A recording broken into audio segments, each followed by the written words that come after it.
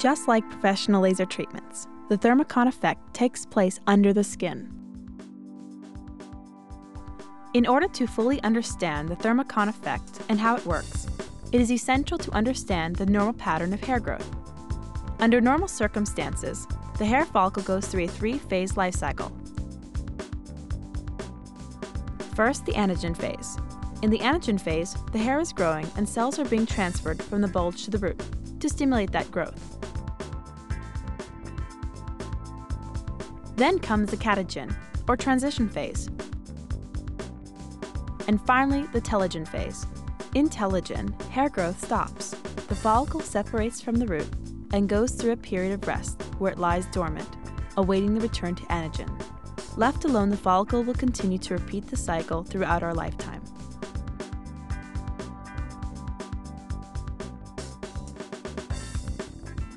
For long-term hair removal, thermal energy must reach each individual hair shaft and follicle while it is active in the anagen phase of growth. The percentage of hairs in the anagen phase at any given time, as well as the length of time in that phase, depends largely on the body site and on each individual's personal biology.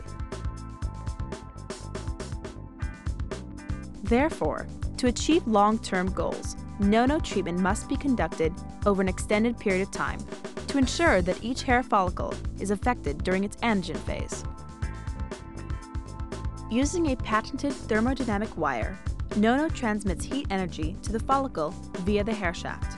Although it happens almost simultaneously, the Thermicon effect on the follicle can be broken down into three distinct processes.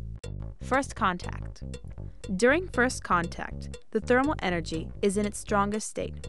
This allows the thermodynamic wire to separate the hair shaft at the point of contact. Crystallization. The intense pulse of thermal energy travels down the hair shaft under the skin. The energy crystallizes the uppermost part of the shaft above and just below the skin, leaving hard and sometimes coarse residual hair that can feel prickly to the touch. Disruption. The thermal energy spreads out and surrounds the follicle. This creates a thermal effect that alters the follicle and over time disrupts the cell communication between the bulge and root, halting the follicle in the telogen stage and delaying regrowth.